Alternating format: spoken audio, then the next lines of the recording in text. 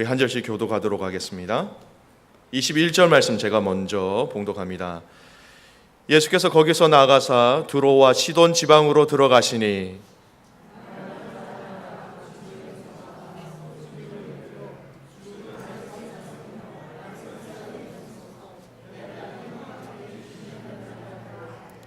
예수는 한 말씀도 대답하지 아니하시니 제자들이 와서 청하여 말하되 그 여자가 우리 뒤에서 소리를 지르오니 그를 보내소서.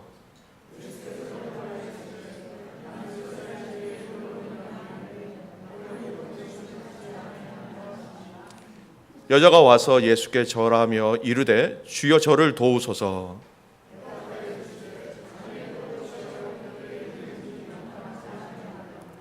여자가 이르되 주여 올소이다마는 개들도 제 주인의 상에서 떨어지는 부스러기를 먹나이다 하니 이에 예수께서 대답하여 이르시되 여자여 내 믿음이 크도다 내 소원대로 되리라 하시니 그때로부터 그 딸이 나으니라.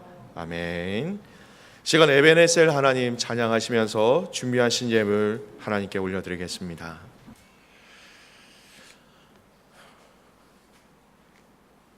미국에 있었던 한 이야기를 두 가지 이야기를 여러분에게 좀 드리면서 오늘 말씀을 좀 전하고 싶습니다. 미국의 어느 마을에 있었던 이야기입니다.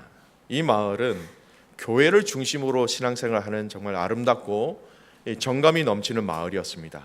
근데 어느 날 여러분 그 마을에 술집이 하나 생겼습니다. 여러분 원래 사람이 좋은 것보다 나쁜 것의 영향을 빨리 받게 마련이지요. 우리 타락한 인간입니다. 하나 둘씩 술집을 드나드던 청년들이 그 숫자가 이제는 점점 진행하다 보니까 대다수의 청년들이 그 술집에 들어가게 되었습니다.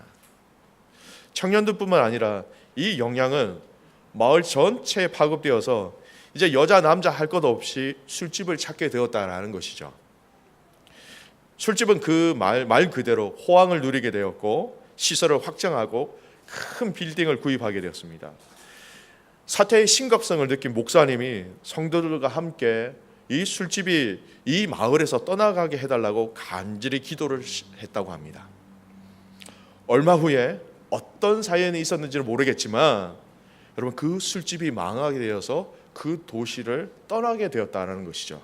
근데 문제는 여기서부터 시작되었습니다. 그 술집 주인이 들은 이야기가 있었나 봅니다. 목사님과 성도들이 기도해서 이게 망하게 되었다. 그래서 손해배상하라고 법원에 고소를 했다고 합니다.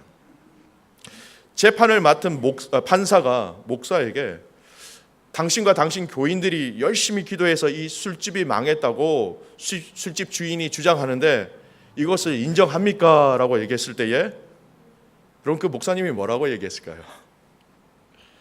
목사님이 판사님 술집이 망한 것은요 그 주인이 운영을 잘못한 탓이지 저희들이 기도했다고 절대 이 술집이 망하지는 않았습니다.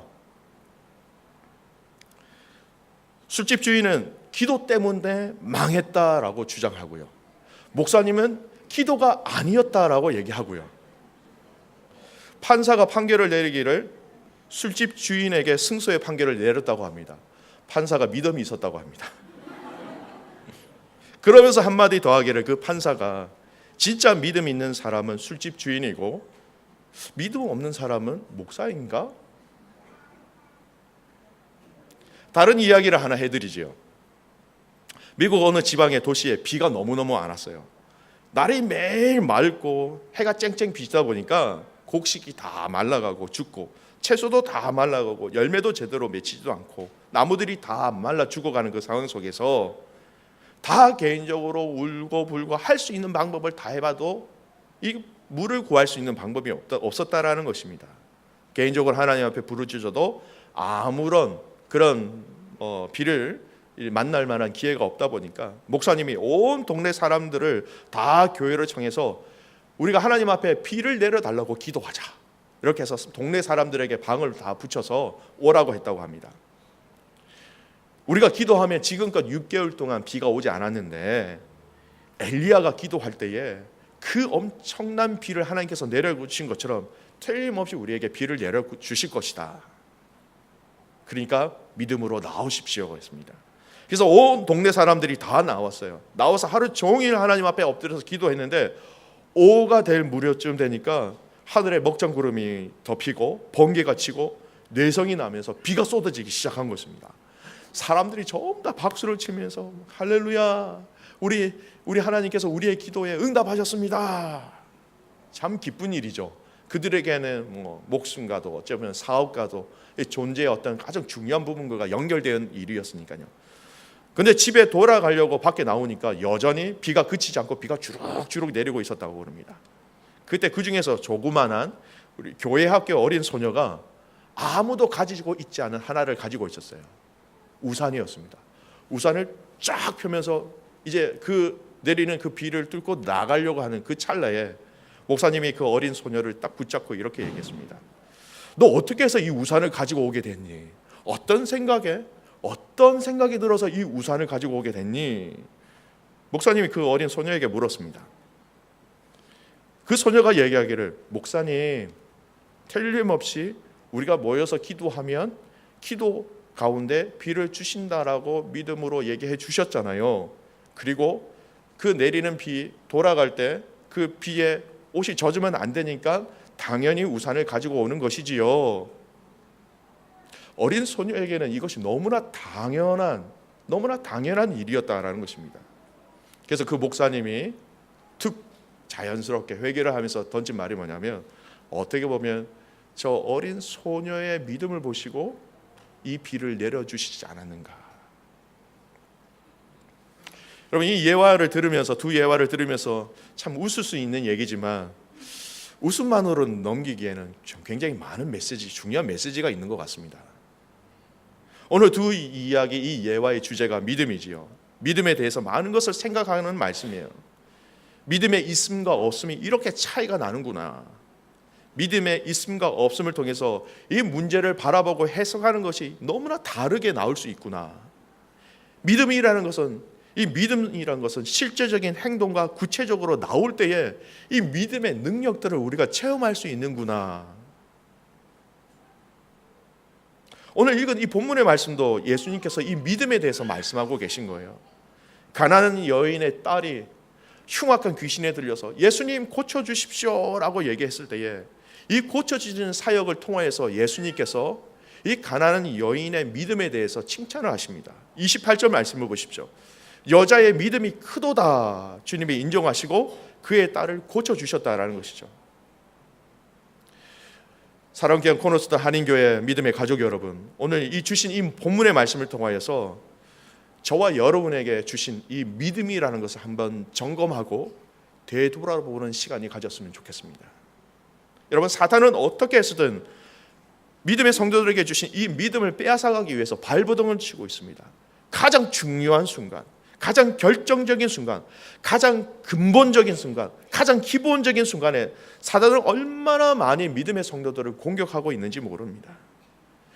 믿음을 통하여서 믿음의 발휘를, 믿음의 선포를 해야 될 그때에 많은 일들로 인하여서 분주하게 하고 몸을 아프게 한다든지, 우리의 시선을 흐리게 하고 우리가 낙심하게 한다든지, 우리가 상처를 받게 한다든지, 그것과는 상관없는 믿음의 결단인데도 불구하고 여러 가지 방법을 통하여서 사단은 우리에게 주신 이 믿음을 통한 행위와 행동과 결단과 말을 못하게 하기 위해서 너무나도 많이 발버둥을 치고 있다라는 것입니다.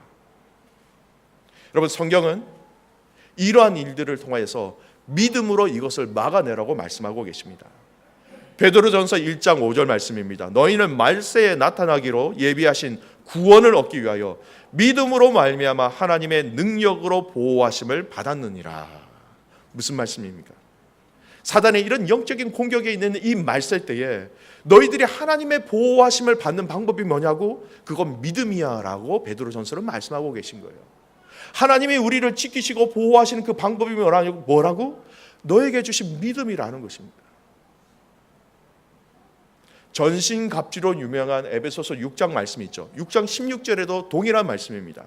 모든 것 위에 믿음의 방패를 가지고 이로써 능히 악한 자의 모든 불화살을 소멸하고, 악한 사탄이 이 불화살이라는 이 상징을 통해서 우리 믿음의 성도들을 계속 공격하는데, 그것을 막는 방법이 뭐냐? 믿음의 방패를 가지고 이것을 막아라고 얘기하십니다. 믿음으로 하나님의 보호하심을 받으라. 믿음의 방패로 사단의 공격에 방어하라. 막아내라고 말씀하시는 것이죠. 사랑하는 귀한 믿음의 가족 여러분, 오늘 저에게 주신, 저와 여러분에게 주신 이 본문의 말씀을 통하여서 믿음을 얘기하고 계십니다. 그런데 이 말씀을 통하여서 저와 여러분 안에 있는 이 믿음들이 더욱더 회복되어지기를 주님의 이름으로 축복합니다. 회복되어지는 것뿐만 아니라 이 믿음을 통하여서 하나님이 우리를 어떻게 보호하고 계신지 그 보호하심들을, 더 나아가서 이 믿음을 통하여 믿음의 성도들이 한 단계 더 영적인 성장을 하기를 원하시는 그 아버지 하나님의 마음을 깨달아 아는 복된 시간 되시기를 주님의 이름으로 축복합니다. 오늘 말씀을 이렇게 지켜나가는, 이 믿음을 지켜나가는 이 과정 속에 오늘 이 본문의 말씀은 아주 우리가 기억하고 마음에 새겨야 될 중요한 영역들에 대해서 성경은 말씀하고 계십니다. 오늘 말씀으로 좀 돌아가면요, 오늘 예수님이 가신 곳이 어디냐면 어디입니까? 두로와 시돈이라는 지방으로 가셨어요. 여러분 보시기에는 여기가 갈릴리 호수가 있으면 서쪽, 북쪽, 북서쪽에 있는 그 지중해 연안에 있는 이방 사람들의 도시예요. 이방 도시예요. 두로와 시돈. 이방 민족들에게 예수님께서 가셨다라는 것입니다. 여러분, 왜 가셨을까요? 성경에 예수님께서 두로와 시돈에 왜 가셨는지, 왜라는 목적은 정확하게 나와 있지는 않습니다. 하지만 저희들이 지금까지 마태복음 1장에서 15장까지 계속해서 말씀을 읽으면서 또 매 주일마다 예수님께서 이 복음의 말씀을 증거하신 이유가 뭐였습니까? 하나님 나라를 알리기 위해서 오셨다라는 것이죠. 이 하나님 나라의 가장 소중한 것을 알리기 위하셔서 상황과 환경에 어떠하든지 간에 이 하나님 나라의 본질적인, 시간만 있으시면, 기회가 있으시면 어떻게 하시든지 이 하나님 나라를 알리기 위해서 가는 곳곳마다 이 하나님 나라에 대해서 포커스를 맞추고 계셨다라는 것입니다. 오늘 두로와 시돈이라는 이방 사람 지역에 가셨다 하지만 여전히 예수님의 관심은, 예수님의 목적은 이 하나님 나라셨어요. 이방 그들에게도 하나님 나라를 알리시기 위하여서 그곳에 가셨다라는 것이죠. 오늘 말씀을 자세히 살펴보면 이곳에 가나안 여자가 딸이 흉악한 귀신을 들렸다고 고쳐달라고 소리 지르면서 예수님께 도움을 요청합니다. 그때 예수님이 제자들에게 하신 말씀을 보세요. 24절의 말씀을 보면 내가 이스라엘 집에 잃어버린 양 외에는 다른 데로 보내심을 받지 아니하였노라, 이렇게 말씀하십니다. 이 내용을 문자적으로 보면 이스라엘의 당신의 백성들, 유대인을 얘기하는 거예요. 이스라엘 집에 잃어버린 양, 혈통적으로 지금까지는 이스라엘 사람들, 유대인들을 얘기하고 있는 것이죠. 그런데 말씀은 그렇게 말씀하신 것처럼 보이지만 오늘 두로와 시돈이라는 이방 지역에 가신 것과 이 가나안 여인의 기도를 들으시고 고쳐주신 이 사건을 볼 때에 여러분, 이스라엘의 잃어버린 양들이 결코 유대인에게만 국한되지 않았다라는 사실이에요. 여러분, 유대인들에만 국한됐으면 예수님께서 이 급한 이 시대에 조금이라도 하나님의 나라를 말씀하셔야 될 그때에 왜 다른 의미도 없는 이방 사람들의 도시에게 가셨을까요? 그것은 아니라는 것이죠. 예수님의 의도는 무엇입니까? 이 역설적인 대답을 통해서 오히려 혈통적으로 관계 맺어진 이스라엘 백성들이 나의 잃어버린 백성들, 나의 잃어버린 양이 아니라 이제 믿음으로, 하나님 나라를 향한 이 믿음으로, 나를 하나님의 아들로 믿는 메시아를 믿는 그 믿음으로 새로운 영적인 관계를 만들어 가시기 위한 하나님의 메시지라는 것입니다. 오늘 이 사건의 결과를 보면 알 수 있는 것이죠.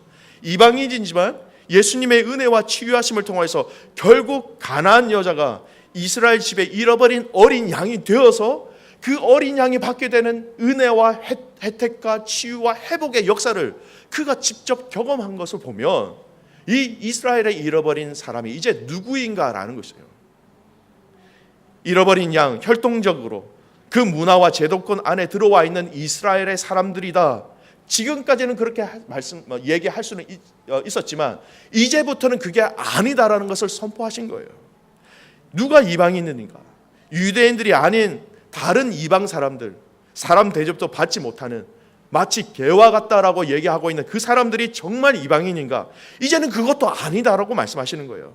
이스라엘의 잃어버린 양이 어떻게 보면 유대인이 될 수 있고 이방인이 하나님의 잃어버린 자녀들이 될 수 있다라고 오늘 말씀은 그렇게 이야기하신 겁니다. 이 사건을 통해서 예수님이 전달하고자 하셨던 메시지가 뭐냐면 이 복음의 진리가 혈통으로 자연스럽게 전달되는 것거나 받는 것이 아니라는 말씀이에요. 가나안 여인의 믿음을 통하여서 일어난 이 기적의 사건을 통하여서 예수님은 이 믿음을 통하여서 영적인 이스라엘 그 자녀의 관계를 새롭게 세우고 계셨다라는 것입니다. 성경에서 얼마든지 찾아볼 수 있습니다. 요한복음 1장 12절 말씀 우리 같이 한번 말씀을 읽겠습니다. 시작. 영접하는 자 곧 그 이름을 믿는 자들에게는 하나님의 자녀가 되는 권세를 주셨으니. 여러분, 영접하는 자, 그 이름을 믿는 자라고 얘기했지 유대인, 헬라인, 다른 이방인들이라고 나눠서 설명하신 것이 없으세요. 믿기만 믿으면 이 구원의 은혜가 너희들에게 있을 것뿐만 아니라 너희들은 이제 이스라엘의 잃어버린 양으로서 얼마든지 나에게로 돌아올 수 있다. 그 말씀을 선포하신 것입니다. 그럼 오늘 이 말씀을 저와 여러분에게 좀 많이 적용을 했으면 좋겠습니다. 진지하게 고민을 하셨으면 좋겠습니다. 진지하게 여러분이 가지고 계신 그 믿음에 대해서 한번 두들겨 보셨으면 좋겠습니다. 저와 여러분 안에 있는 믿고 있는 믿음은 여러분 어떤 종류의 믿음입니까?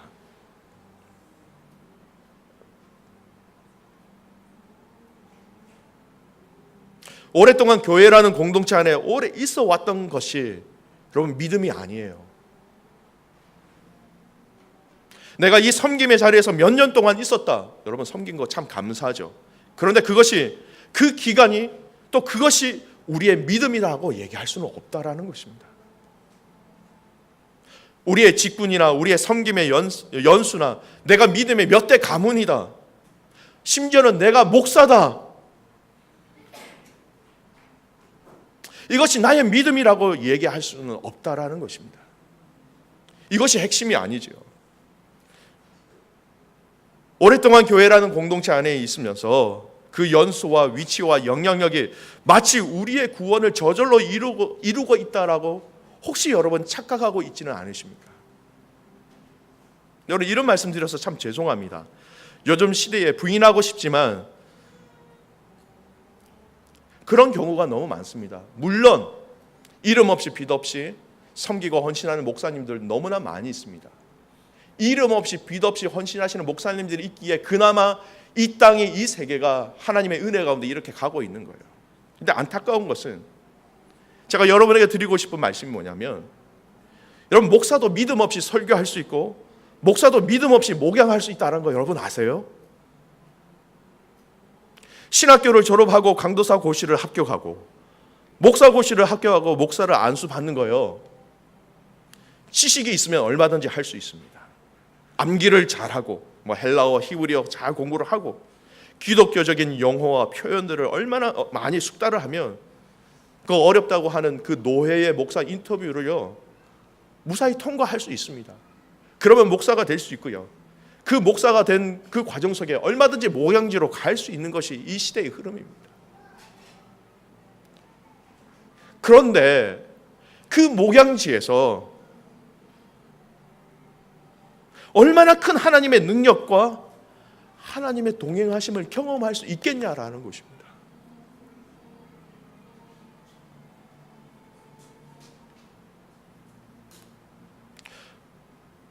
오늘 저와 여러분이 가지고 있는 믿음은 어떤 믿음입니까? 가나안 여인이 간절히 부르짖었던 그 절박하면서도 하지만 확고한 주님을 부르짖는 그 믿음이 맞습니까? 본질적인 믿음이 아니라 이 본질적인 믿음 이후에 누려지는 그 복들을 향한 믿음이십니까? 여러분 어떤 믿음으로 하나님 앞에 기도하고 계십니까? 여러분이 기도하고 있는 기도의 제목들이 도대체 어떤 것입니까? 하나님 이거 할 때 이거 들어주심을 믿습니다. 하나님 나의 자녀들, 나의 비즈니스, 내가 목표해 놓은 것들 주님 들어주실 줄 믿습니다. 여러분 이것이 참된 믿음이라고 생각하십니까? 이거는요 본질적인 믿음이 아니에요. 본질적인 믿음 가운데 하나님께서 허락하신 축복을 인하여 우리가 부수적으로 누릴 수 있는 축복들이지 이것이 본질이 될 수 없다라는 것입니다. 여러분 순수한 100%의 주님을 향한 믿음을 여러분 가지고 계십니까? 혹시 그 믿음 안에 여러분 다른 것이 섞여 있지는 않으시냐라는 것이죠. 가난안 여자의 반응을 보십시오. 예수님이 이렇게 얘기했습니다. 자녀들의 떡을 개들에게 주는 것이 마땅하지 않다라고 얘기했을 때 이 가난안 여인의 반응을 보십시오. 야, 우리 같으면, 저 같으면 이렇게 얘기할 수 있을 것 같아요. 주님 참 섭섭합니다. 제가 여기까지 나와서 제가 주님의 이름을 불렀는데 이렇게까지 얘기하실 수 있으세요? 어떻게 저에게 이렇게 대하실 수 있으십니까? 근데 여인은 네, 맞습니다, 주님. 근데 개들도 상에서 떨어지는 부스러기를 먹습니다. 내가 무엇이 되든 내 환경이 어떻든 간에 주님이 주님 되십니다라는 것은 나에게 변함이 없습니다라는 믿음의 고백이었다는 것입니다. 주님에 대한 확고한 이 믿음이 없으면 이렇게 할 수 없습니다. 그래서 오늘 주님이 이 여인을 보시고 믿음이 크다라고 선포해 주신 거예요.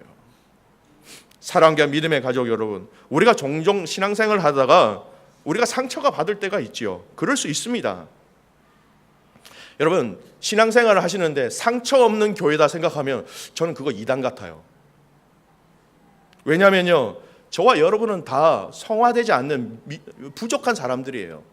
얼마든지 여러분이 저의 연약함을 인해서 상처받을 수 있습니다. 우리가 다 지금 병원이라고 하는, 마치 병원이라고 하는 주님의 치료와 회복의 과정 속에 있는 이 공동체 안에서 완벽한 거요, 어떻게 완벽을 치유할 수 있습니까? 나 자신도 완벽하지 않은데. 그런데 이런 일들로 인하여서 주님을 향한 그 믿음까지 저버리는 일들이 너무 많이 있다라는 것입니다. 제가 목회를 하면서 직접 들어왔던 몇 가지 이야기를 제가 직접 쿼테이션을 해서 여러분에게 말씀드릴게요. 목회를 하면서 교회를 떠나시는 분들 가정 속에 제 기억에 남았던 메시지예요. 목사님, 사람들에게 상처받아서 교회 안 나가겠습니다. 또 한 가지 더 있죠. 저에게 그렇게 반응해서 저를 무시한 것 같아서 저는 교회에 안 나가겠습니다. 세 번째요. 저 세상에서 어느 정도 대접받는 사람입니다. 교회에서 이런 대접하시는 거 보니까 저를 잘 모르시네요. 그리고 교회를 떠나셨습니다. 여러분, 그 믿음이 도대체 어떤 믿음입니까, 여러분? 사람에 대한 믿음입니까? 아니면 주님을 향한 믿음입니까? 여러분, 교회 일꾼을 선출하고 나서 교회에 떠나시는 분이 계시더라고요. 그가 가지고 계셨던 믿음은 도대체 어떤 믿음이에요? 직분에 대한 믿음이에요? 주님을 향한 본질적인 믿음입니까? 내 생각과 내 마음으로 얘가 얘기했을 때 교회에서 들어주지 않고 반응하지 않는다고 해서 교회를 어렵게 하시는 분들이 있지요. 뭐 어렵게 하지는 않더라도 마음이 상하시는 분들이 있지요. 여러분, 그 믿음은 도대체 어떤 믿음입니까? 자신의 확고한 신념에 대한 믿음입니까? 아니면 주님께서 말씀하시는 성경이 이야기하고 있는 가장 본질적인 믿음입니까?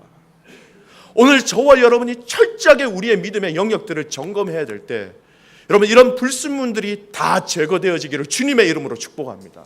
우리가 말씀하신 믿음은요, 모든 이해관계와 사랑과 상황과 환경들이 막 믹서되어 있는 그런 믿음을 말씀하시는 게 전혀 아니라는 것입니다.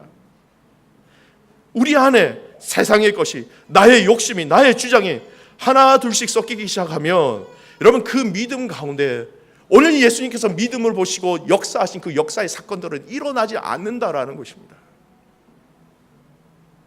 순전한 믿음. 오늘 저와 여러분이 우리 믿음 안에 있는 이 찌꺼기들이 자꾸 달라붙는 것을 우리는 계속해서 걷어내야 한다라는 것입니다. 내 믿음이 흔들리게 하고 내 믿음을 갉아먹는 것들이 있다면 여러분 아시잖아요. 철저하게 그 영역에 대해서 여러분 선포하시고 결단하셔야 된다는 것입니다. 그래서 주님과 여러분의 그 관계 속에서 믿음이라고 하는 것이 있는데 그 어떤 것도 끼어들지 않도록 순수한 믿음의 소유자가 되시기를 다시 한 번 더 주님의 이름으로 축복합니다. 오늘 이 사건을 통해서 또 우리에게 주시는 중요한 메시지가 하나 있는 것 같습니다. 오늘 이 가나안 여인의 믿음을 칭찬하시는 이 사건에 주님이 처음에 이 여인에게 하신 반응을 한번 보세요. 자세히 살펴보면요, 아, 이것이 정말 믿음의 열매를 맺기 위해서 우리에게 필요한 영역이구나 라는 것을 부인할 수 없게 됩니다. 23절에 부르짖는 여인에게 주님이 뭐라고 하십니까? 예수는 한 말씀도 대답하지 아니하시니, 예수는 한 말씀도 대답하지 아니하시니. 처음부터 예수님께서 이 여인에게는 조금 세상 말로 얘기하면 딱딱하게 접근하신 것 같습니다. 한 말씀도 대답하지 아니하시니. 그러니까 답답한 제자들이 와서 예수님께 막 얘기합니다. 예수님, 저렇게 하는데요, 좀 저 사람에게 얘기하셔서 저 사람을 좀 보내십시오. 저 여인을 좀 보내주십시오. 오직하면 답답하게 제자들이 와서 예수님께 이렇게 얘기했을까요? 예수님의 반응은 침묵하셨다라는 거예요. 사랑하는 믿음의 가족 여러분, 오늘 우리가 신앙생활 하는 데 있어서 우리가 주님 앞에 참 많은 간구와 기도와 부르짖음이 있지요. 근데 우리가 간구하는 아주 중요한 영역들이 있습니다. 그것이 뭐냐면 우리 기도와 우리의 간구에 대해서 때로는 하나님이 침묵하실 때가 있지요. 그때 우리가 어떻게 해야 하느냐는 것입니다. 정말 침묵하실 때는요, 인간적으로 표현하면 정말 속이 답답하지요. 녹아내릴 때가 있습니다.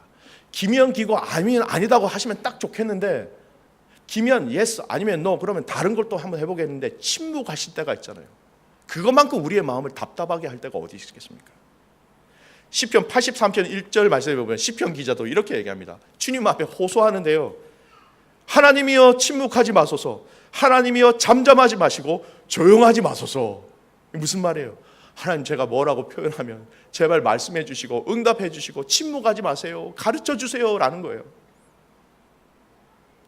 오늘 우리의 믿음과 신앙생활 여정 가운데 틀림없이 하나님은 우리의 간구에 대해서 즉각 응답하실 때도 있고 노 하실 때도 있지만 침묵하실 때가 있어요.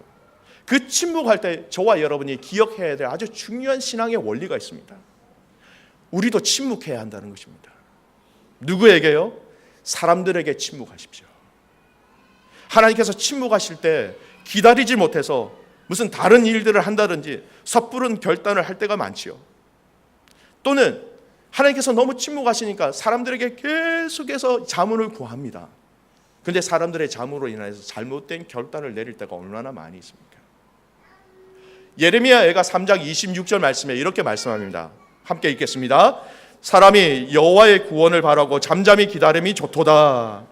잠잠히 기다림이 좋도다라는 거예요.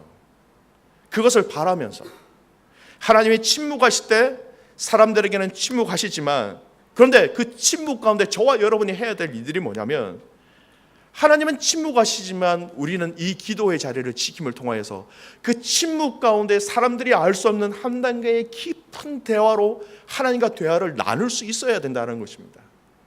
예를 들지요, 여러분 부부 관계에서 서로 말을 안 해도 서로가 알아먹는 그런 경우들이 많지요. 고단수잖아요. 그래서 측 봐도 그거구나 이렇게 얘기할 때 더 깊어진 관계 아닙니까? 저와 여러분이 하나님이 침묵하실 때 우리가 해야 될 일이 뭐냐면, 저희도 우리에게 주신 이 믿음을 통하여 잠잠히 주님의 그 신뢰함을 확신하면서 나가는 거예요. 주님이 침묵하신다고 해서 이 사람 저 사람 붙잡고 하소연하면요, 그렇게 하소연하지 마세요. 믿음의 지체들에게 또 순가족들에게 기도의 부탁을 하십시오. 근데 그것도 잘 하셔야 됩니다. 여러분, 기도 부탁하는 것과 하소연은 달라요. 명심하십시오. 기도의 부탁과 하소연은 달라요. 하소연은요, 그 하소연 안에 다른 사람들을 향한 정죄나 선과 악에 대한 이런 부분들이 참 많이 있어요. 하지만 기도 부탁은 달라요. 자신이 제일 잘 알지요. 이것이 기도 부탁인지 이것이 하소연인지 자기 자신이 제일 잘 안다라는 것입니다. 근데 여러분, 사람들에게 하소연해봐야 답이 나옵니까? 뻔합니다. 아니에요. 사람은 아니라는 것입니다. 하나님이 침묵하실 때 우리가 침묵으로 주님 앞에 기도하며 나갈 때에 그 가운데 하나님은 우리를 강하게 하시고 우리를 능하게 하시고 새로운 사인을 하나님께서 보여주시는 것뿐만 아니라 하나님의 놀라운 일들을 우리가 맛볼 수 있다라는 것입니다. 사랑하는 믿음의 가족 여러분, 주님이 침묵하실 때 믿음으로 그 자리를 묵묵히 지켜나가시기를 주님의 이름으로 축복합니다. 오늘 이 찬양을 한번 설교 중이지만 한번 찬양을 했으면 좋겠습니다. 주님의 시간에 그의 뜻 이루어지기 기다려요. 여러분 심령 가운데 지금 아직도 오랫동안 기도하셨던 기도의 제목이 있으시다면 지금까지 하나님께서 침묵하고 계시다면 여러분 이 찬양으로 여러분의 신앙을 주님 앞에 고백하셨으면 좋겠습니다. 우리 함께 좀 찬양했으면 좋겠습니다. 주님의 시간에 그의 뜻 이루어지기 기다려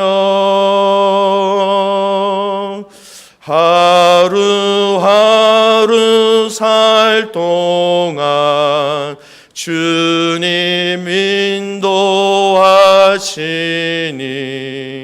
주 뜻 이룰 때까지 기다려 그때를 기다려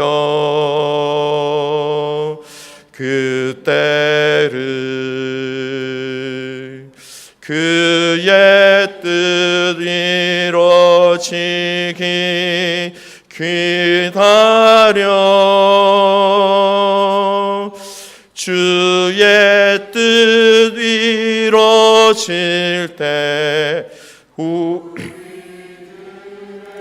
모든 것 변하리 기다려. 여러분 기다리는 시간, 침묵의 시간이 고통의 시간이 아니라 우리의 마음과 우리의 생각과 우리의 믿음을 더 굳건하게 하시는 시간임을 확신하시는 귀한 교회와 가족들 되시기를 주님의 이름으로 축복합니다. 여러분 이 믿음의 여정을 통하여서 오늘 이 결과를 우리가 볼 수 있지 않습니까? 그 여인의 딸을 고쳐주셨어요. 그리고 이방인들에게 이 복음의 능력들을 허락하셨다는 사실을 이 일들을 통하여서 가르쳐 주셨다는 것입니다. 믿음을 보시고 고쳐주신 그 예수님, 하나님의 역사와 기적은 바로 믿음이 있는 곳에 또 믿음에 있는 자들에게 주신다라는 것이죠. 오늘 마지막 말씀의 결론은요, 오늘 그동안 저희들이 1장에서 15장까지 마태복음의 말씀을 계속해서 묵상했습니다. 그런데 예수님께서 고쳐주시고 치우시고 회복시킨 그 사건들을 좀 점검했으면 좋겠습니다. 그 점검의 사건을 보면 예수님께서 믿음에 대해서 항상 말씀하고 계십니다. 오늘 말씀의 결론은요, 말씀을 같이 한번 찾아봤으면 좋겠습니다. 마태복음 8장 10절 말씀 앞에 보시면 됩니다. 여러분의 마태복음 8장 10절 말씀 같이 읽겠습니다. 시작. 내가 진실로 너에게 이르노니 이스라엘 중 아무에게도 이만한 믿음을 보지 못하였노라. 아멘. 백부장이 와서 뭐라고 얘기합니까? 예수님, 저도 사람을 부리는 사람입니다. 권세 있으신 예수님이 제 하인의 병을 고쳐주기 위해서 저의 집까지 가실 필요는 없지요. 말씀만 하십시오. 그러면 저의 하인이 나을 줄 제가 믿습니다. 그렇게 믿음으로 고백할 때에 이만한 믿음을 보지 못하였나라고 얘기하시면서 그를 고쳐주셨다라는 거예요. 마태복음 9장 2절 말씀입니다. 같이 읽겠습니다. 시작. 침상에 있는 중풍병자 사람들을 데리고 오거늘 예수께서 그들의 믿음을 보시고 중풍병자에게 이르시되 작은 자여 안심하라 내 죄사함을 받았느니라. 여러분 중풍병자를 데리고 온 그 사람들의 믿음을 보시고 그 믿음을 보시고 그를 고쳐주신 것뿐만 아니라 치유뿐만 아니라 오늘 말씀은 뭐라고 합니까? 내 죄사함을 받았다라고 믿음을 통하여서 죄의 문제까지 하나님께서 해결해 주신 역사를 경험하였다라는 것입니다. 마태복음 9장 22절 말씀입니다. 같이 읽겠습니다. 예수께서 돌이켜 그를 보시며 이르시되 딸아 안심하라 내 믿음이 너를 구원하였다 하시니 그가 그 즉시 구원을 받으니라. 혈우증이 걸린 여인이에요. 사람들 앞에 나서지도 못하고 율법 때문에 사람들에게 접촉하면 부정하게 되니까 막 신경을 쓰이면서 그러나 혹시나 예수님의 겉옷이라도 만지면 내가 나을 것 같은데라는 그 믿음으로 예수님의 겉옷을 만졌다가 예수님께서 나음을 선포하신 사건입니다. 무엇 때문입니까? 내 믿음이 너를 낫게 하였다는 것뿐만 아니라 구원하였다라고 구원을 선포하십니다. 마태복음 9장 29절 말씀 같이 읽겠습니다. 이에 예수께서 그들의 눈을 만지시며 이르시되 너희 믿음대로 되리라 하시니 다윗의 자손 예수여 나를 불쌍히 여겨소서. 맹인들이 주님 앞에 부르짖었을 때에 예수님께서 집에 들어가셔서 그들에게 정확하게 묻습니다. 너희들이 믿느냐라고 믿었을 때에 그 믿음의 화답으로 인해서 그 보지 못하는 자들이 보게 된 사건이라는 것입니다. 오늘 이 본문의 말씀도 보세요. 마태복음 15장 39절 말씀. 오늘 이 본문의 말씀도 같이 읽겠습니다. 이에 예수께서 대답하여 이르시되 여자여 내 믿음이 크도다. 내 소원대로 되리라 하시니 그때로부터 그 딸이 나으니라. 계속해서 빠지지 않고 예수님께서 언급하시고 점검하시는 게 뭐예요? 믿음이에요. 믿음입니다. 여러분 다시 한 번 더 여러분에게 간절히 여러분의 믿음을 점검하시길 바랍니다. 내가 믿는 믿음이 내가 이렇게 믿었을 때 하나님께서 나에게 복 주신다라는 결과 이유로부터 구속되어지는 부수적인 그 믿음이 아니라는 거예요. 오늘 말씀을 통하여 우리에게 말씀하시는 이 믿음이라는 것은 이 모든 부수적인 것이 내게 없다 할지라도, 돈이 없다 할지라도, 건강이 없다 할지라도, 뭔가 하는 일마다 막혀 있는다 할지라도 주님, 내가 주님 사랑하는 그 사랑 아시죠? 그 사랑을 향한 그 믿음이 본질적인 믿음이라는 것입니다. 사랑하는 믿음의 가족 여러분, 이 본질적인 믿음을 가진 자들이 하나님의 역사를 체험하게 되는 것입니다. 마지막으로 이 말씀으로 말씀 맺겠습니다. 요한복음 11장 40절 말씀입니다. 말씀을 읽기 전에 설명을 해드리죠.